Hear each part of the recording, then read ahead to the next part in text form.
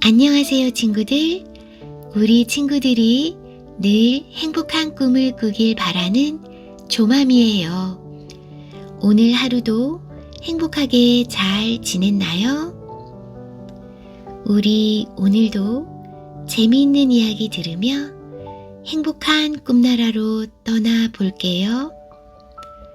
눈을 꼭 감고 이야기 소리에 귀를 기울여 주세요.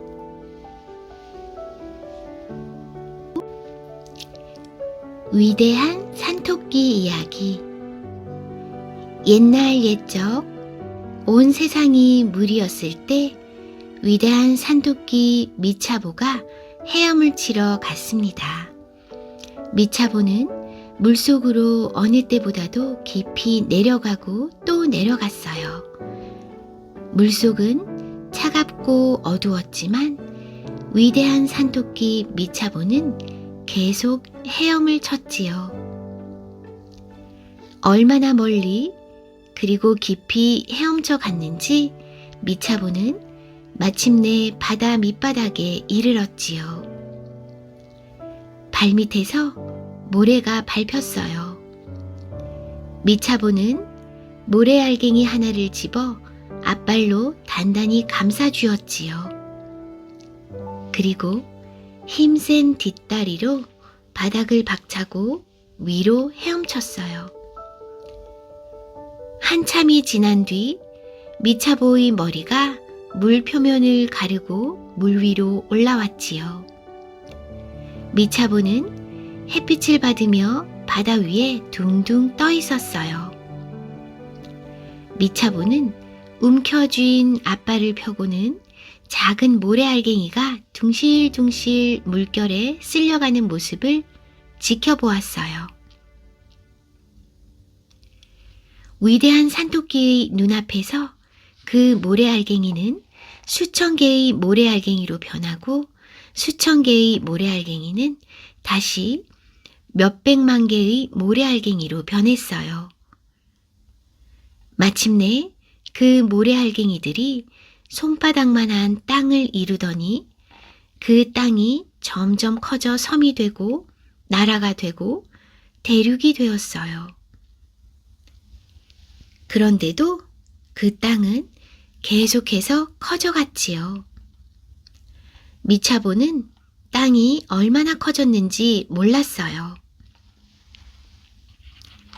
그러던 어느 날 새끼 늑대 한 마리가 땅 한쪽 끝에서 다른 쪽 끝으로 걸어가기 시작했어요. 그 새끼 늑대는 며칠, 몇 주, 몇 달, 몇 해를 걷고 또 걸었어요. 그러는 동안 새끼 늑대는 어른이 되었지요. 그런데도 땅끝은 여전히 보이지 않았어요. 그 뒤로도 늑대는 몇 년을 더 달렸지요. 이윽고 늑대는 늙고 지쳐 더는 달릴 수 없게 되었어요. 그런데도 땅끝은 보이지 않았지요. 땅은 그렇게 넓었지요. 지금 우리가 지구라고 부르는 것이 바로 그 위대한 산토끼가 만들어낸 땅이지요. 서로 다른 여러 부족과 종족들이 그 땅에 살러 왔지만 아메리카 북동쪽에 살면서 알곤킨 말을 하는 부족은 늘 미차보를 자기네 부족의 특별한 친구로 여겼어요. 한 번은 위대한 산토끼 미차보가 강기슭에서 쉬고 있는데 한 사내 아이가 물고기를 잡으러 강에 왔어요. 사내 아이는 쏜살같이 헤엄쳐 다니는 은빛 물고기들을 향해 창을 던졌지만 물고기들이 워낙 빨라 번번이 놓쳤지요. 미차보는 사내 아이를 구경하는데 정신이 팔려 거미 한 마리가 자기 머리 위로 기어오르는 것을 알아차리지 못했어요. 미차보가 눈치를 챘을 때 거미는 이미 미차보의 두 귀 사이에 거미줄을 쳐놓은 뒤였지요. 거미줄을 보고 미차보는 물고기를 쉽게 잡을 수 있는 방법을 생각해냈어요. 끈을 거미줄 모양으로 엮어 그물을 만든 것이지요. 물론 진짜 거미줄보다 훨씬 크게요. 그런 다음 그물을 강물 속으로 던졌어요. 얼마 뒤에 그물을 끌어올리니 그물은 살아 꿈틀거리는 물고기들로 가득 차 있었어요. 미차보의 기막힌 아이디어 덕에 아메리카 북동쪽 사람들은 물고기를 마음껏 먹을 수 있게 되었답니다. 또 한 번은 위대한 산토끼 미차보가 막대기를 가지고 빈둥빈둥 놀고 있을 때 어떤 남자와 여자가 옆으로 지나갔어요. 미차보는 가지고 놀던 막대기로 땅바닥에 그 남자와 여자를 끼적끼적 그렸어요. 미차보는 그 남자와 여자가 숲속으로 들어가는 것을 보았어요. 그래서 그 모습도 그림으로 그렸지요. 조금 뒤에 미차보는 남자와 여자가 약초를 두 손 가득 들고 숲에서 나오는 모습을 보았어요. 미차보는 이번에도 그 모습을 그렸지요. 숲에서 나온 남자와 여자가 미차보 곁을 지나가다가 미차보가 그린 그림을 보고 기뻐했어요. 이 그림들은 우리를 그린 거잖아. 그림을 보니까 우리가 뭘 했는지 훤히 알겠는걸? 남자와 여자가 웃으며 말했어요. 누가 이 그림을 보더라도 그림이 뭘 말하는지 단번에 알겠어. 이렇게 해서 아메리카 북동쪽에 살던 부족들은 그림 글자를 사용하게 되었어요. 위대한 산토끼 미차보는 인간 친구들에게 이것 말고도 쓸모있는 것들을 많이 가르쳐 주었어요. 미차보의 인간 친구들은 위대한 산토끼가 동쪽에 있는 자기 집으로 떠나버린 겨울이 되면 늘 슬픔에 잠기곤 했답니다. 미차보는 집에 가서 오랫동안 잠을 잤지만 봄이 되면 어김없이 친구들에게 돌아와 그들을 기쁘게 해 주었답니다. 거인 나무꾼. 폴 버냐는 태어날 때부터 손과 발이 엄청나게 컸어요. 손발만 큰 게 아니라 먹성은 훨씬 더 좋았고요. 이 아이는 무럭무럭 자라서 키가 장대만해질 거야. 폴의 어머니가 자랑스레 말했어요. 폴은 정말 어머니 말대로 되었어요. 아니, 어머니가 상상했던 것보다 몸놀림이 더 빠르고 키도 컸지요. 폴은 걸음마를 배워 아장아장 걸어다닐 무렵 이미 웬만한 어른만큼 키도 크고 힘도 세었답니다. 8살이 되었을 때는 몸집이 어찌나 큰지 폴이 재채기를 한번 하면 집에 있는 창문이란 창문이 다 날아가 버릴 정도였지요. 수염을 기를 만큼 나이를 먹었을 때는 폴이 얼마나 큰지를 아무도 알 수 없게 되었어요. 폴의 키를 잴 수 있을 만큼 긴 줄자가 없었거든요. 마침내 폴 버냐는 자라기를 멈추었지만 이미 거인이 되어 있었어요. 그렇지만 폴은 대단히 착한 총각이어서 아무도 폴을 겁내지는 않았어요. 실제로 폴은 그 큰 키를 이용해 마을 전체의 보탬이 되는 일을 하기로 마음먹었답니다. 나무는 마을 사람 누구에게나 필요했어요.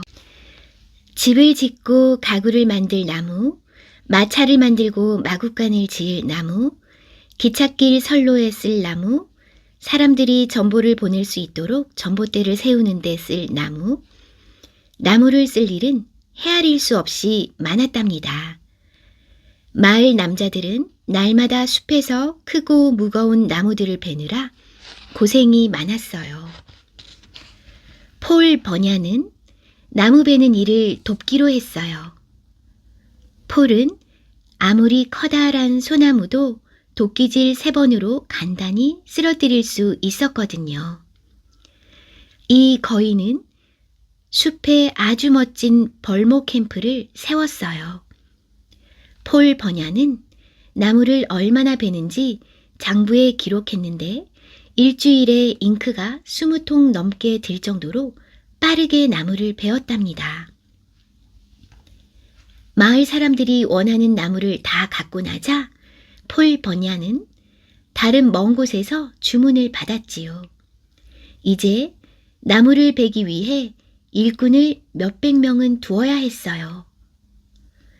폴 버냐의 벌목 캠프에서 일하는 사람이 너무 많아 일꾼들을 다 먹이려면 콩죽이 호수 하나를 채울 만큼은 있어야 했답니다. 그뿐 아니라 팬케이크를 구우려면 어마어마하게 큰 프라이팬이 필요했어요. 팬에 기름을 두르려면 요리사 2명이 발에 돼지 비계를 끈으로 묶고 스케이트를 타듯 팬 안을 돌아야 할 정도로 큰 프라이팬이지요. 하지만 가장 별난 것은 뭐니 해도 폴 버냐의 애완동물인 황소 베이브일 것입니다. 어찌된 일인지 베이브도 폴 못지않게 몸집이 컸어요. 게다가 털은 옅은 파란색이었지요. 일꾼들이 벤 나무를 강으로 끌고 가는 일을 베이브가 맡아서 했어요. 베이브가 나무를 강까지 끌고 가면 사람들은 그 나무들을 강물에 띄워 목재소로 운반했어요. 그런데 문제가 하나 있었어요. 그 길고 곧은 나무들을 끌고 꼬불꼬불한 숲길을 내려가기가 여간 까다로운 일이 아니었거든요. 그러나 그 문제는 곧 풀렸어요. 폴 버냐는 짐을 끌 수 있도록 베이브에게 끌채를 길 한쪽 끝에 묶고 황소를 계속 걷게 만들었어요.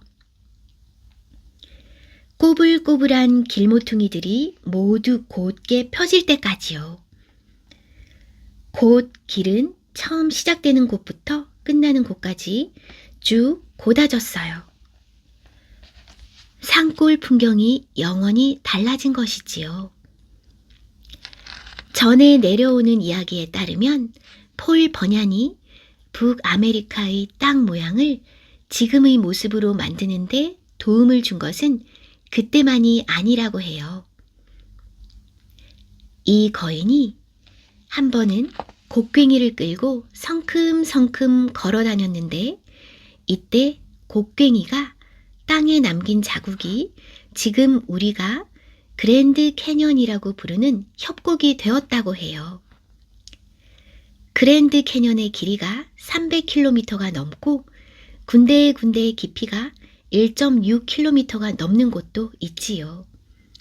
이것만 봐도 폴 버냐니 얼마나 큰 거인이었는지 짐작할 수 있겠지요?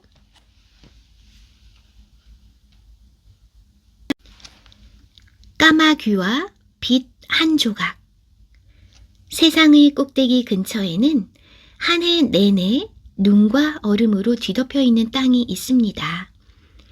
윙윙거리는 바람이 한 치 앞이 안 보일 정도의 눈보라를 일으키고 공기는 살을 애는 듯 차가운 곳이지요. 이 얼어붙은 땅덩어리가 바로 이누이 쪽이 고향이라고 부르는 곳이지요.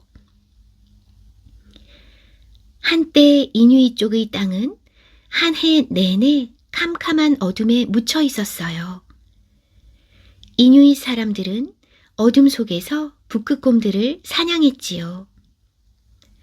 또한 얼음에 구멍을 뚫고 어둠 속에서 물고기를 잡았어요. 그들은 어둠 속에서 이글루라는 얼음집도 지었지요. 그곳에는 동틀녘도 없었고 해질녘도 없었어요. 하루 종일 하늘이 한밤중처럼 새까맸지요. 사실 이누이 쪽은 자기들의 친구 까마귀가 아니었다면 해가 무엇인지도 몰랐을 거예요.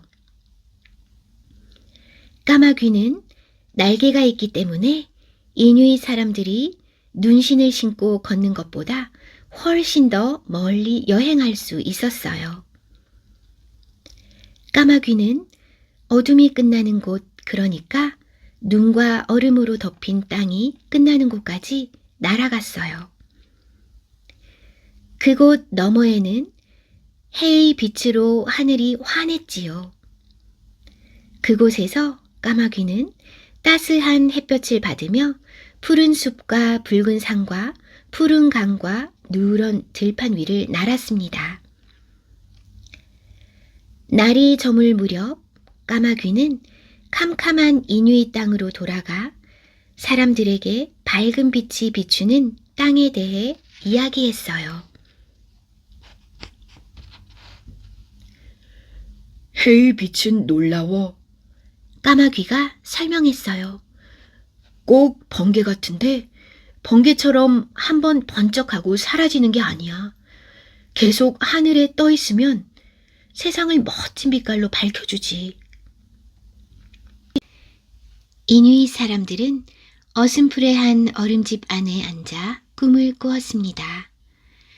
활활 타오르는 화롯불과 묽게 기름 등불빛을 뚫어지게 바라보면서 하늘이 하루 종일 환하면 얼마나 멋있을까 상상했지요.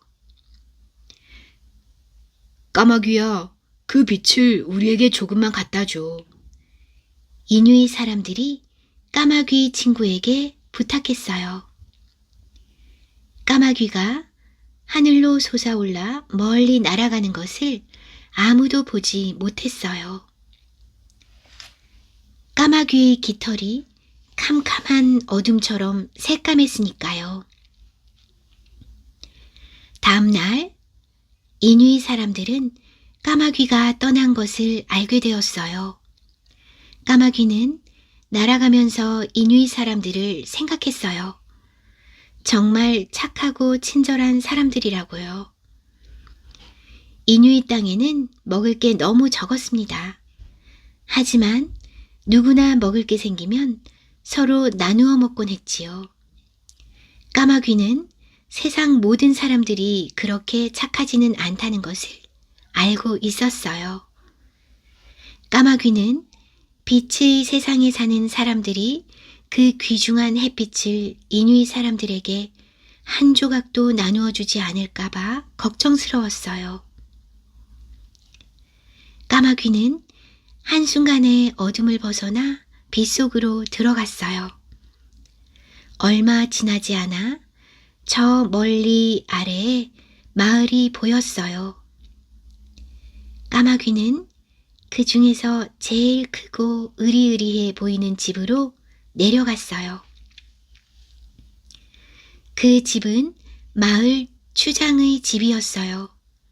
까마귀는 창턱에 내려앉아 집안을 엿보았지요. 추장이 어린 손자와 노는 모습을 본 순간 까마귀의 구슬 같은 눈이 반짝반짝 빛났어요. 추장이 방에서 나가고 없을 때 까마귀가 안으로 날아 들어갔어요. 할아버지한테 가지고 놀게 빛 한 조각만 달라고 해. 까마귀가 어린 사내아이에게 속삭였어요. 그러고 나서 까마귀는 지붕으로 올라가 숨었지요. 할아버지, 할아버지! 사내아이가 소리쳤어요. 빛 한 조각만 주세요. 가지고 놀게요. 추장은 빛이 아이가 가지고 놀기에는 너무 귀한 것이라고 생각했어요. 차라리 할아버지가 옛날 얘기를 해주마. 추장이 웃으며 말했지만 아이의 커다란 눈에는 눈물이 가득 고였어요. 그럼 업어주마. 할아버지가 업어주겠다고 해도 아이는 흐느끼기 시작했어요. 그럼 깃털이 아주 많이 달린 이 할아버지의 추장 모자를 쓰게 해주마. 추장이 생각다 못해 이렇게 말했으나 사내 아이는 빛을 달라고 울며 떼를 썼어요. 마침내 추장이 지고 말았어요. 추장은 빛을 한 조각 떼어내었어요. 그리고 그 빛 조각이 날아가지 못하게 끈으로 묶고는 끈을 손자 손에 쥐어주었어요. 아이의 얼굴이 기쁨으로 환하게 빛났지요. 바로 그때 까마귀가 내려와 끈을 낚아챘어요. 까마귀는 붉게 빛나는 빛을 휘날리며 있는 힘을 다해 힘껏 날아갔지요. 눈과 얼음의 땅에 있던 이뉴이 사람들은 까만 하늘 저 멀리에서 어슴푸레한 빛이 보이는 것을 보았지요. 이뉴이 사람들은 까마귀가 빛을 가지고 돌아오는 중이라는 것을 알았어요. 사람들의 가슴은 기쁨으로 두근거렸어요. 까마귀가 가까이 다가올수록 하늘은 점점 밝아졌어요. 마침내 까마귀가 눈과 얼음의 땅에 이르자 눈과 얼음이 밝은 하늘 아래서 반짝반짝 빛났어요. 까마귀가 가져온 작은 빛 조각은 그때부터 지금까지 해마다 반년씩 이뉴이 땅을 밝혀주고 있답니다. 나머지 반년은 여전히 밤처럼 어둡고요. 오늘까지도 이뉴이 사람들은 까마귀를 절대로 해치지 않는답니다. 왜 그런지는 이제 여러분도 잘 알겠지요? 와일리와 털북숭이. 와일리의 어머니는 숲에 사는 털북숭이처럼 이상하고 신비한 것에 관해서라면 모르는 게 없었어요. 털북숭이가 내 아버지를 잡아먹었단다. 와일리, 너도 조심하지 않으면 털북숭이가 너까지 죽이고 말 거야. 와일리의 어머니는 와일리에게 종종 타일렀어요. 조심할게요. 그럴 때마다 와일리는 이렇게 약속했어요. 하지만 와일리는 털북숭이를 대수롭지 않게 여겼어요. 그래도 숲에 갈 때 개 2마리를 데리고 가면 마음이 든든했지요. 하루는 와일리가 숲에서 나무를 베고 있는데 돼지 1마리가 꽥꽥거리며 달려갔어요. 와일리의 개들이 돼지를 뒤쫓아갔지요. 돼지와 개들이 나무들 사이로 사라지자마자 온몸이 털로 뒤덮이고 날카롭고 뾰족한 이를 가진 거대한 무엇인가가 와일리를 향해 쿵쿵 다가왔어요. 바로 털북숭이였어요. 와일리는 털북숭이의 손발이 소 발굽 같아서 나무를 탈 수 없다는 사실을 알고 다람쥐처럼 재빠르게 나무를 타고 올라갔어요. 털북숭이는 나무 밑에 서서 면도날처럼 날카로운 이를 드러내고 와일리에게 씩 웃어 보였지요. 이리 내려와. 내가 맛을 보여줄게. 털북숭이 인간이 말했어요. 우리 엄마한테 내 얘기를 다 들었어. 내가 그런 시시한 속임수에 넘어갈 것 같아? 와일리가 고함을 질렀어요. 털북숭이의 얼굴에서 웃음이 가셨지요. 털북숭이의 얼굴에서 웃음이 가셨지요. 털북숭이는 와일리가 떨어뜨린 도끼를 집어들고 나무 줄기를 패기 시작했어요. 나무는 곧 쓰러질 것 같았어요. 잠깐만 기다려, 털북숭이 인간. 와일리가 어떻게 하면 좋을지 궁리하며 소리쳤어요. 너한테 먹히기 전에 잠깐 기도를 올리게 해줘. 좋아. 털북숭이는 도끼를 짚고 서서 못마땅한 듯이 말했어요. 호-이. 와일리가 목청껏 소리치자 개들이 달려와 사납게 짖으며 털북숭이를 물어뜯었지요. 털북숭이는 아픈 걸 꾹 참고 허둥지둥 달아났어요. 그날부터 털북숭이는 어떻게 해서든 와일리를 잡아야겠다고 단단히 별렀어요. 털북숭이는 기회가 오기만을 기다렸어요. 그러던 어느 날 털북숭이는 개없이 혼자 숲에 와 있는 와일리를 보았지요. 털북숭이는 덤불 뒤에서 뛰어나와 와일리 앞에 버티고 섰어요. 그리고는 숫 많은 눈썹을 실룩거리며 입술을 핥았지요. 안녕, 털북숭이 인간. 와일리가 말했어요. 이렇게 다시 만나게 되다니 정말 반가워. 전에 내가 한 말 때문에 너한테 물어보고 싶은 게 있었거든. 그래? 털북숭이가 깜짝 놀라 움찔했어요.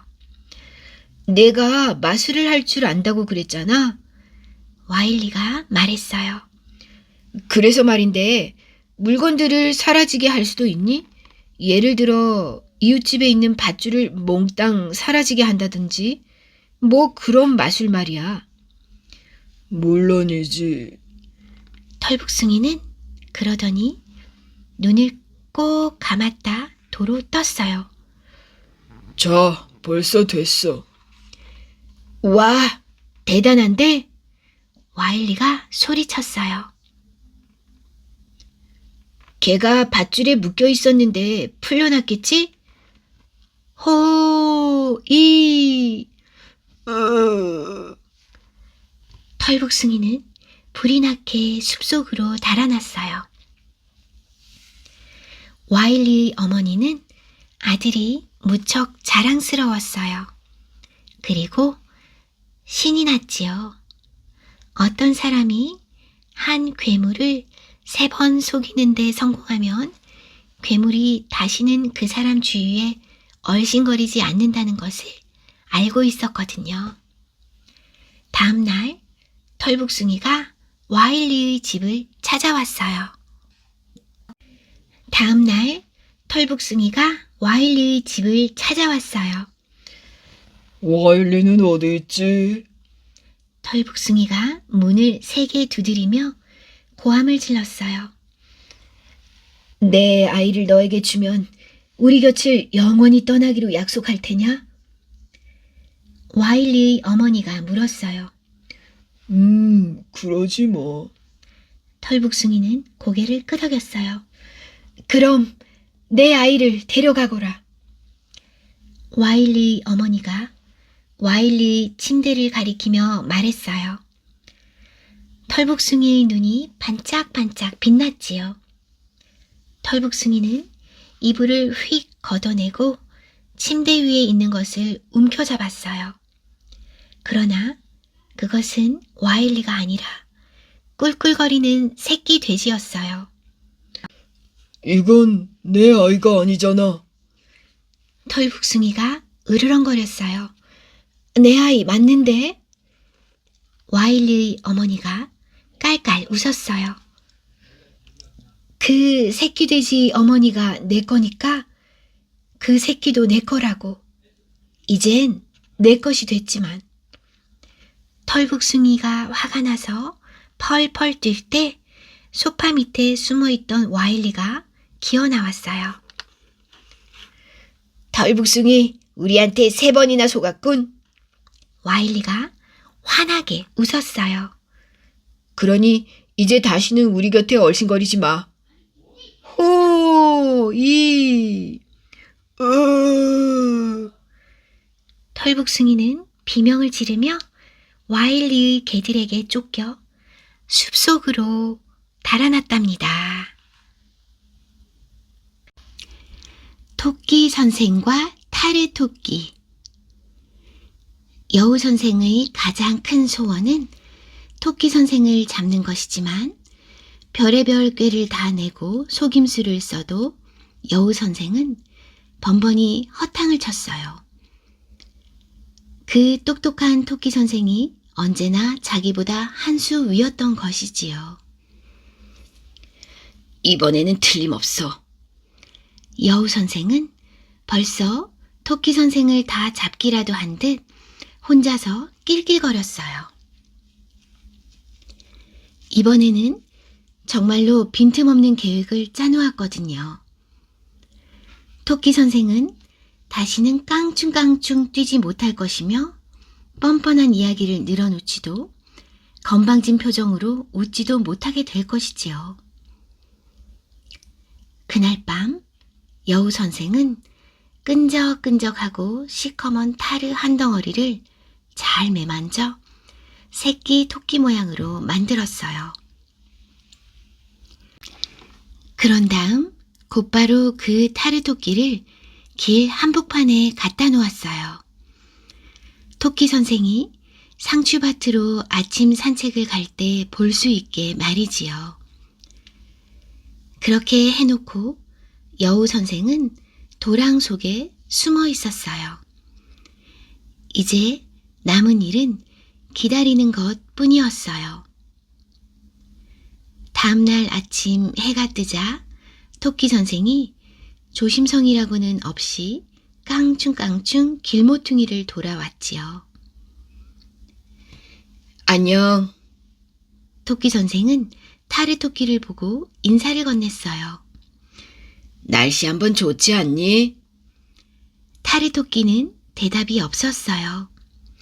날씨가 좋지 않냐니까. 토끼 선생은 타르 토끼가 혹시 귀가 조금 먹었나 해서 큰 소리로 다시 물었어요. 그래도 타르 토끼는 아랑곳하지 않았지요. 토끼 선생은 은근히 화가 났어요. 너희 부모님은 너한테 예절도 안 가르치시던? 토끼 선생이 물었어요. 타르 토끼는 토끼 선생의 말을 무시했지요. 토끼 선생은 화가 치밀어 팔짝팔짝 뛸 지경이었어요. 새 셀 때까지 대답을 안 했다가는 혼날 줄 알아. 토끼 선생이 고함을 질렀어요. 하나, 둘, 셋.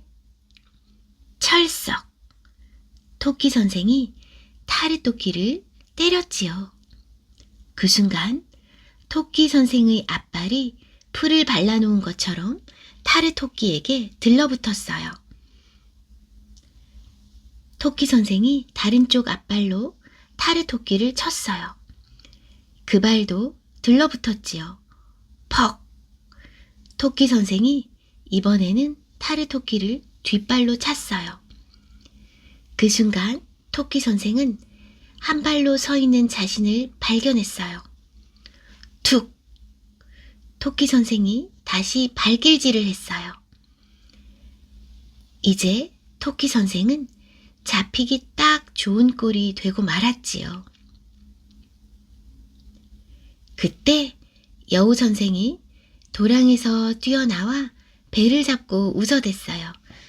드디어 잡았다. 여우 선생이 기뻐서 소리쳤지요.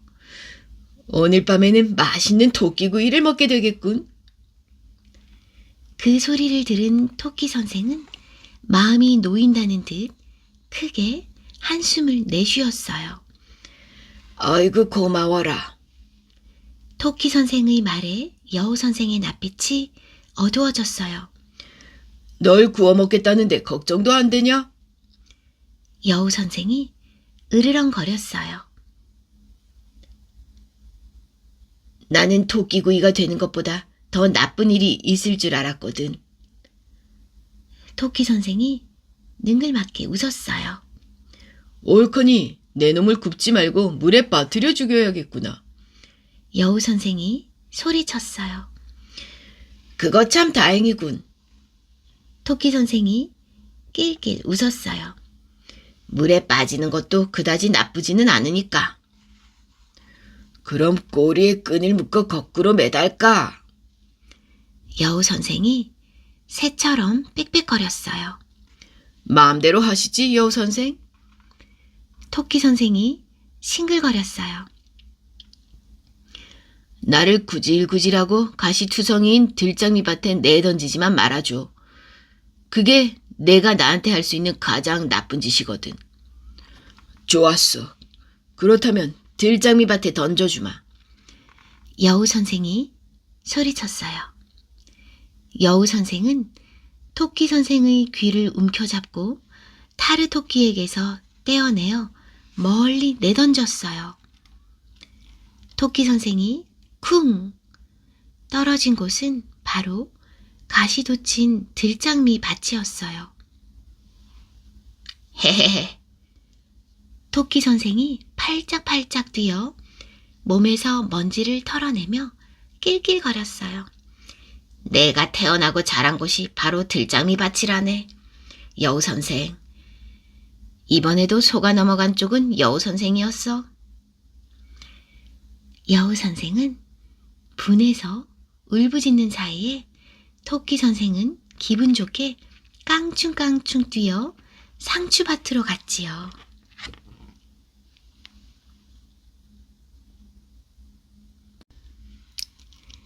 약을 찾아서. 어느 해 겨울이었어요. 이로코이 사람들의 마을을 찾아와 머무는 것은 눈과 얼음만이 아니었어요. 끔찍한 질병도 마을을 찾아왔지요. 주술사가 병을 쫓기 위해 할 수 있는 일은 아무것도 없었어요. 병은 마을의 모든 오두막집을 찾아와 몇 달씩 눌러 앉았지요. 날이 갈수록 숨을 거두는 남자와 여자와 아이들의 수가 늘어났기 때문에 마을에는 구슬픈 울음소리가 그칠 날이 없었어요. 아직 살아있는 사람들은 절망 속에서 점점 지쳐갔어요. 네크몬타라는 이 마을의 전사는 가족과 친척들이 그 끔찍한 병에 걸려 차츰 기운을 잃다가 끝내 숨을 거두는 모습을 그저 보고만 있어야 했지요. 이제 네크몬타 곁에 남은 사람이라고는 아름다운 아내 샤네위스 뿐이었어요. 그러나 샤네위스마저 병에 걸리고 말았지요. 네크몬타는 정성을 다해 아내를 돌보았지만 아내의 병을 낫게 할 방법이 없었어요. 전사는 기가 막히고 화가 났어요. 잊고 생각하기조차 싫은 날이 오고야 말았지요. 샤네위스가 자기를 데려가려고 부르는 죽은 조상들의 목소리를 들은 것이지요. 여보, 죽으면 안 돼. 내 곁을 떠나지 말아요. 네크몬타가 흐느꼈어요. 내가 마니투의 약초를 찾아보리다. 그 약초만 있으면 당신의 병을 고칠 수 있을 거요. 마니투는 이로코이 신들 가운데 가장 위대하고 강한 힘을 지닌 신이었어요. 마니투가 무슨 병이든 고칠 수 있는 약초를 심었다는 옛 이야기가 있지만 그 약초가 어디에 있는지는 아무도 몰랐지요. 아름다운 샤네위스, 내가 돌아올 때까지 잘 버텨야 하오. 네코몬타가 속삭였어요. 그럴게요. 샤네위스가 힘없이 웅얼거렸어요. 네코몬타는 곧장 숲으로 길을 떠났지요. 그러나 네코몬타는 마니투의 약초가 어떻게 생겼는지도 어디에서 자라는지도 몰랐어요. 네코몬타는 그 신비한 약초를 찾을 수 있을까 하여 얼어붙은 눈을 끊임없이 파헤쳤어요. 다람쥐와 사슴과 숲에 사는 다른 동물들이 네코몬타가 뭘 하고 있는지 보려고 숨어 있던 곳에서 나왔지요. 동물들은 네코몬타를 잘 알고 있었기 때문에 겁내지 않았어요. 다른 남자들은 숲속 동물들을 재미삼아 사냥했지만 네코몬타는 언제나 모든 동물들을 조심스럽고 친절하게 대했거든요. 마니투가 약초를 어디에 심어 놓았는지 아니? 네코몬타가 동물들에게 물었어요. 그러나 동물들도 모르기는 마찬가지였지요. 동물들은 착한 친구를 돕지 못하는 걸 안타까워하며 숲으로 돌아갔어요. 네코몬타는 약초를 찾아 사흘을 헤매고 다녔지만 뜻을 이루지 못했어요. 사흘간 눈속을 헤맨 탓에 몸이 꽁꽁 얼어붙었고 배가 고파 죽을 지경이었지요. 마니투의 약초를 찾기는 글렀다는 느낌이 들자 네코몬타의 지친 머리는 사랑하는 아내, 죽어가는 샤네위스 생각으로 가득했어요. 싸늘한 해가 땅속으로 가라앉을 무렵 네코몬타는 담요 밑에 웅크리고 누워 악몽 속으로 빠져들었지요. 네코몬타가 이리 뒤척 저리 뒤척 하는 동안 숲속 동물들이 회의를 열었어요. 그 이로코의 전사는 착한 사람이야. 곰이 말했어요. 맞아. 토끼가 맞장구를 쳤어요. 한 번도 우리한테 못된 짓을 하거나 우리 집을 부순 적이 없잖아. 우리가 그 사람을 도와줘야 돼. 사슴이 자기 생각을 말했어요. 그런데 우리가 어떻게 해야 그 사람을 도울 수 있을까? 우리는 아무것도 할 수 없어. 비버가 말했지요. 위대하신 마니투만이 그 사람을 도울 수 있지. 그러니까 우리 모두 마니투에게 네코몬타를 도와달라고 부탁해보자. 그러면 이 땅에 살고 있는 모든 생명들이 네코몬타가 약초를 찾을 수 있기를 얼마나 간절히 바라는지 마니투가 깨닫게 될지도 몰라. 보름달이 환하게 뜬 밤, 동물들은 숲속 빈터에 모여 마니투에게 네코몬타를 도와달라고 소리 높여 기도했어요. 위대한 신 마니투는 그렇게 많은 동물들이 하나가 되어 기도하는 소리를 듣고 깜짝 놀랐지요. 동물들이 인간을 도와달라고 기도한다는 게 특히 놀라웠지요. 마니투는 인간 친구를 생각하는 동물들의 마음에 감동하여 소원을 들어주기로 했어요. 마니투는 네코몬타에게 죽어가는 아내의 꿈을 꾸게 했지요. 꿈속에서 네코몬타의 아내가 아름다운 노래를 부르는데 그 노래는 곧 여러 사람의 합창으로 바뀌었어요. 그 노래 소리는 마치 폭포 소리 같았지요. 잠에서 깨어난 뒤에도 네코몬타의 귀에는 그 노래소리가 쟁쟁하게 울렸어요. 우리는 병을 낫게 하는 물이랍니다. 꿈속의 목소리들이 노래했어요. 우리를 찾으세요. 우리를 풀어주세요. 그러면 샤네위스와 당신의 종족이 목숨을 구할 수 있답니다. 네코몬타는 갑자기 희망이 솟는 걸 느꼈어요.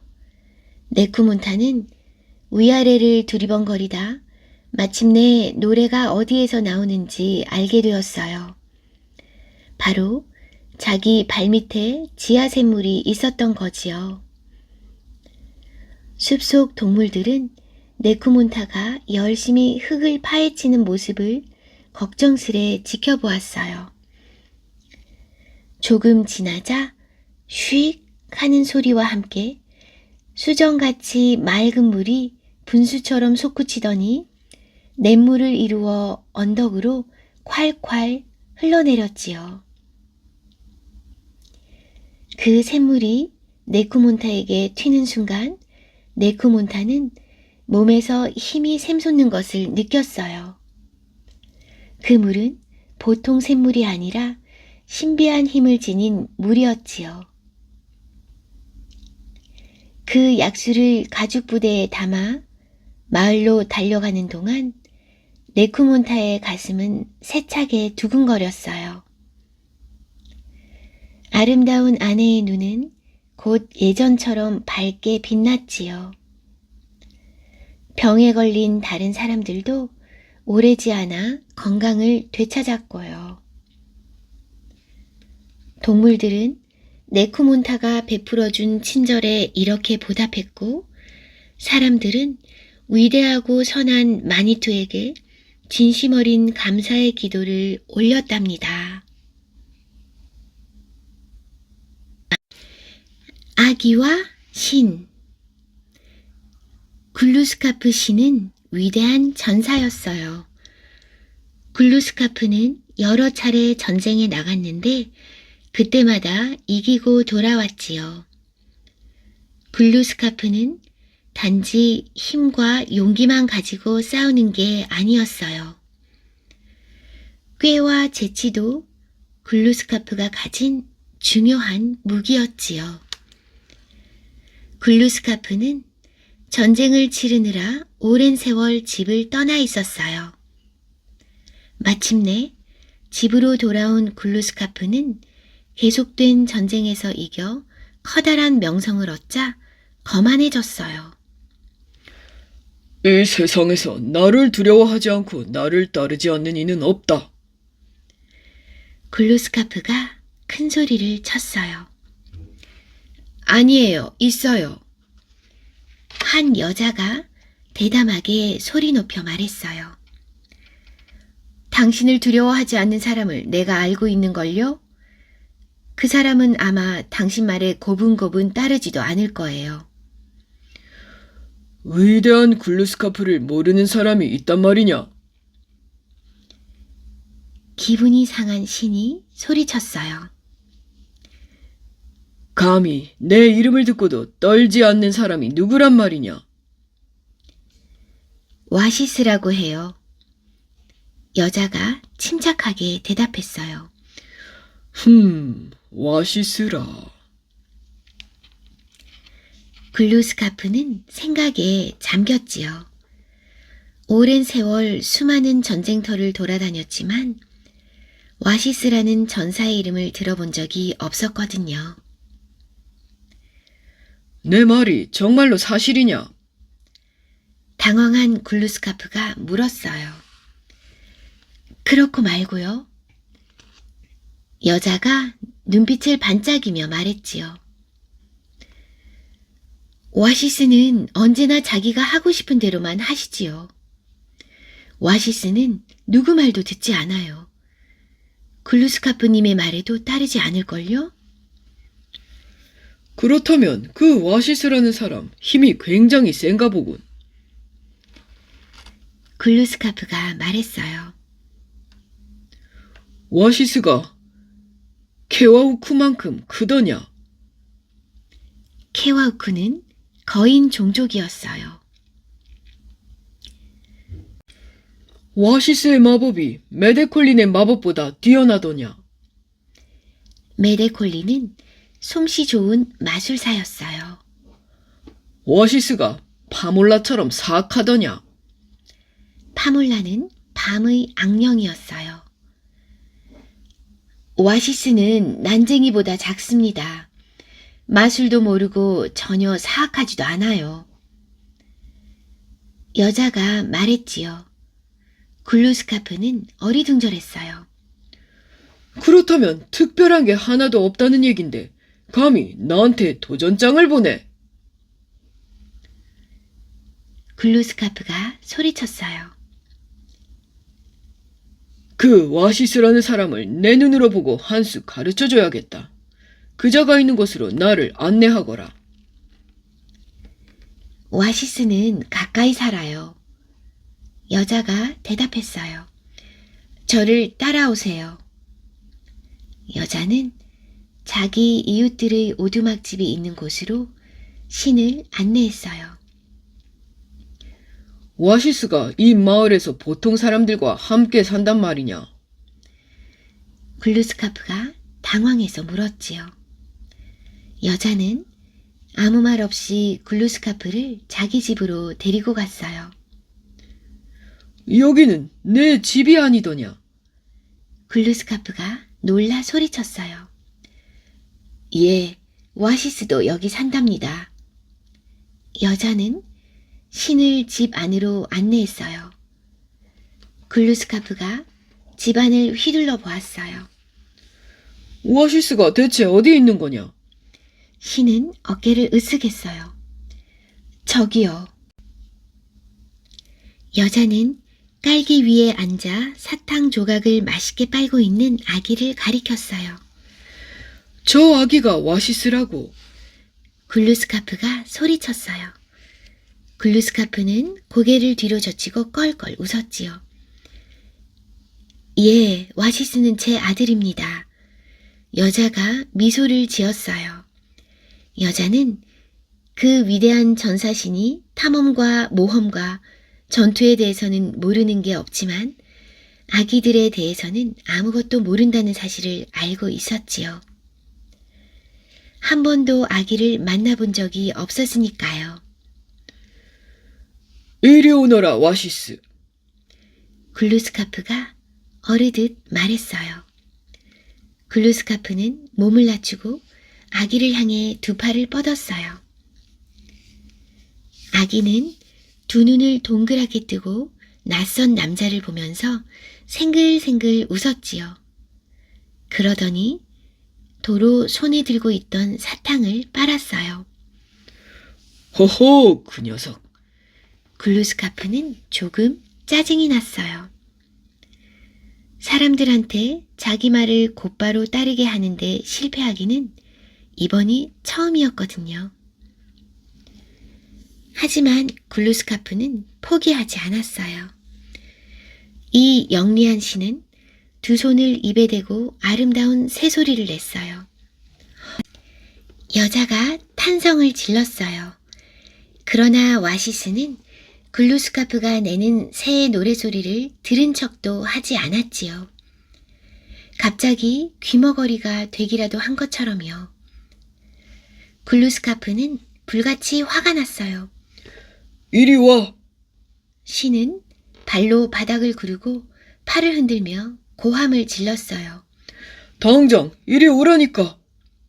와시스는 고개를 들더니 글루스카프를 빤히 쳐다보았어요. 글루스카프 씨는 아기가 드디어 자기에게 기어오려나 보다고 생각했지요. 그러나 와시스는 그 자리에 그대로 앉아 입을 쫙 벌리고 빽빽 울기 시작했어요. 조용히 해. 글루스카프가 우는 아기와 똑같이 시뻘개진 얼굴로 소리쳤어요. 조용히 하고 이리 오거라. 이건 명령이야.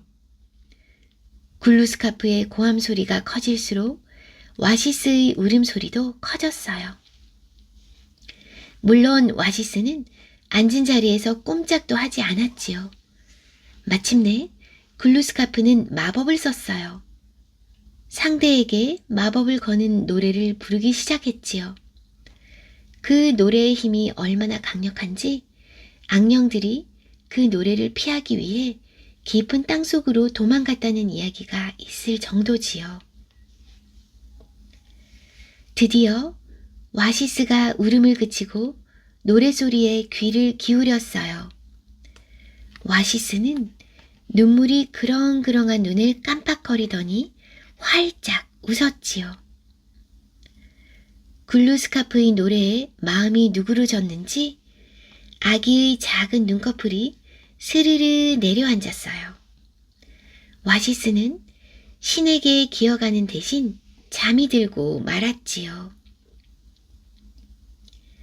글루스카프는 화를 참지 못해 동구바까지 들리도록 고래고래 소리를 지르다가 결국은 포기하고 오두막집을 빠져나왔어요. 여자는 빙그레 웃으며 와시스를 품에 안았어요. 와시스, 내가 오늘 위대한 글루스카프에게 아주 중요한 걸 가르쳐 주었구나, 아가야. 여자는 아기를 꼭 끌어안고 속삭였어요. 와시스가 글루스카프의 이름을 말하려는 듯 이런 소리를 냈지요. 오늘날에도 아기들은 어리디 어린 아기가 가장 위대한 신에게 분수를 지키게 했던 일을 일깨우기 위해 구 하는 소리를 낸답니다.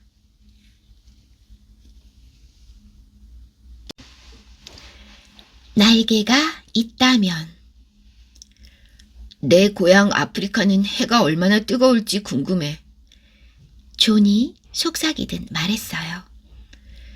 목화송이를 따는 존의 이마에는 땀방울이 뚝뚝 떨어지고 셔츠는 땀에 푹 젖었지요.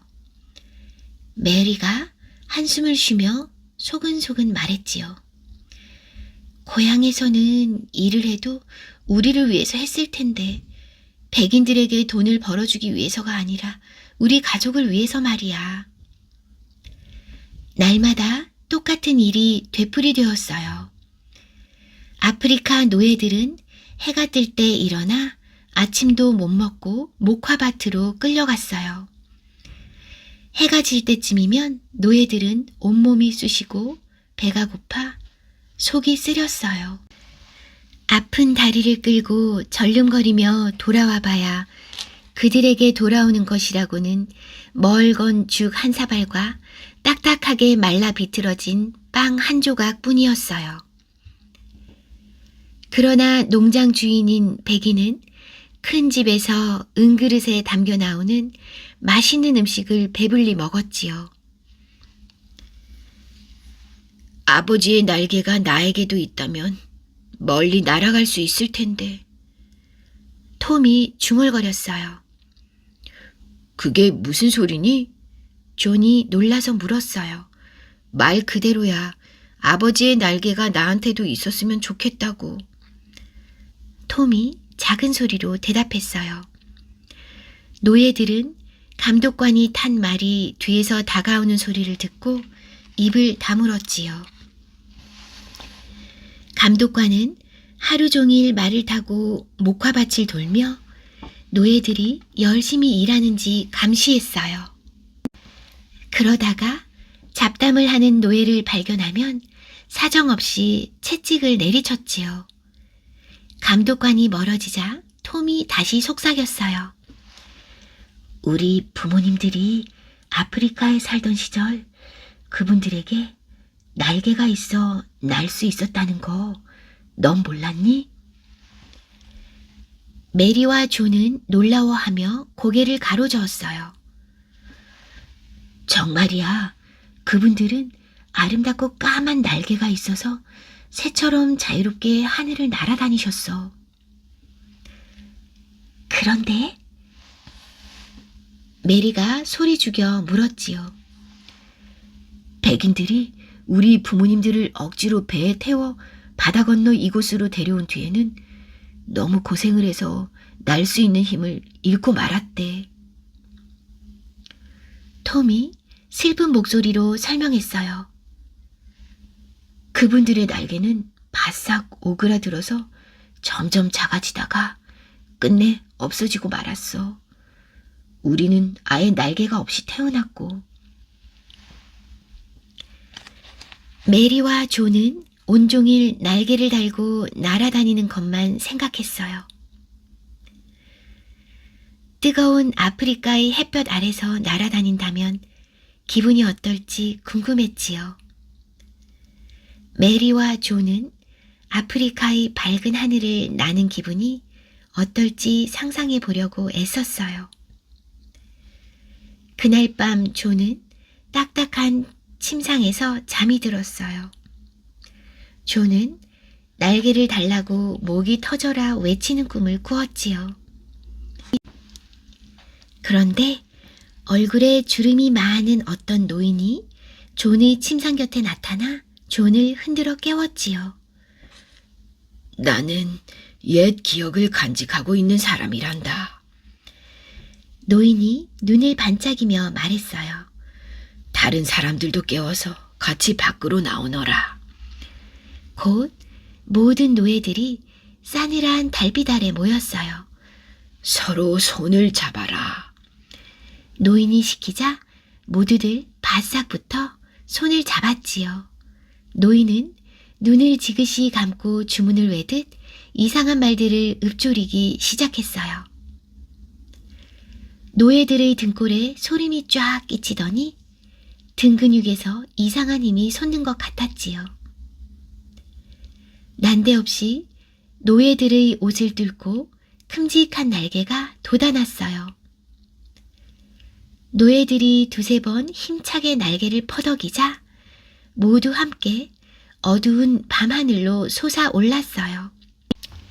모두 자유의 몸이 된 것이지요. 다음날 아침 감독관은 노예들이 흔적도 없이 사라진 것을 알게 되었어요. 단지 까만 깃털 한 줌만이 흙먼지 위에 나뒹굴고 있을 뿐이었지요.